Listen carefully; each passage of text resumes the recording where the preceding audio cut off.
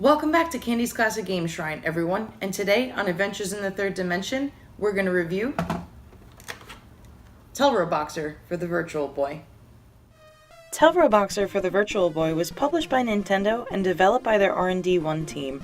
It was released on August 14, 1995 in the US and July 21, 1995 in Japan. Teleroboxer for the Virtual Boy was one of the several titles available for the console on launch, along with Mario's Tennis, Red Alarm, and Galactic Pinball.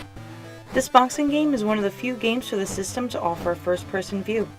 For what seems like a robotic version of Punch-Out, Teleroboxer has a much more in-depth story than the game it resembles. In the 22nd century, a time when technology and telerobotics is commonly used, this area of study was developed to enable a robot to mirror the body movements of the human in control of it. The use of telerobotics enabled robots to work under conditions unbearable to humans. As the technology matured, increasingly specialized robots were created. To increase people's interest in telerobotics, the preeminent scientists in the field, Dr. Edward Mackey Jr., developed Teleroboxing, a boxing match between robots that are remotely controlled by human players. The players call themselves Teleroboxers. Teleroboxing achieved worldwide popularity immediately.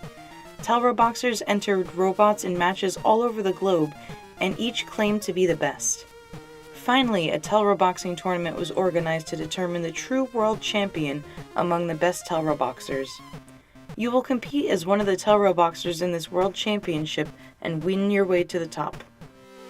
The controls in this game are a little involved, and I recommend anyone trying to play this game look up the manual online and learn the controls. This isn't a button mashing and win game. You actually need some strategy and skill. The left and right D-pads will block punches, and when pressed in combination with L and R, will deliver combo punches. A selects items, B cancels selected items, L punches left, R punches right, Start pauses the game, Select will allow you to adjust the IPD screen while paused.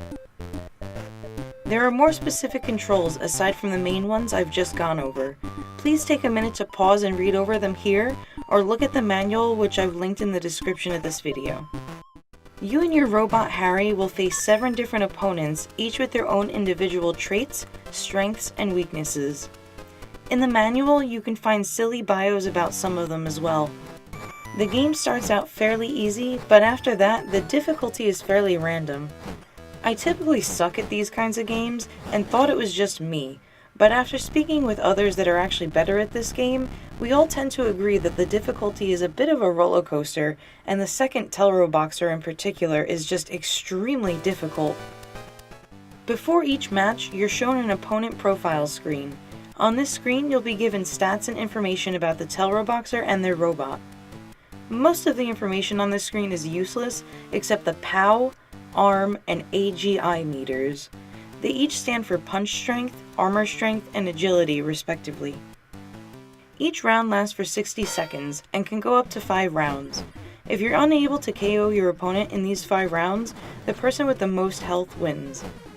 As long as you have the automatic pause feature enabled, you and your opponent will have the opportunity to heal up between each round.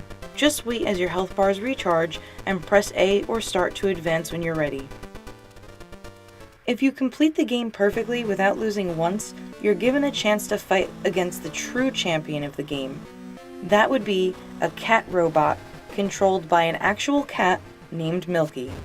If you're looking to add this game to your library, it's pretty affordable compared to many of the other titles. A US version goes for $17 loose and $55 for a complete in-box one.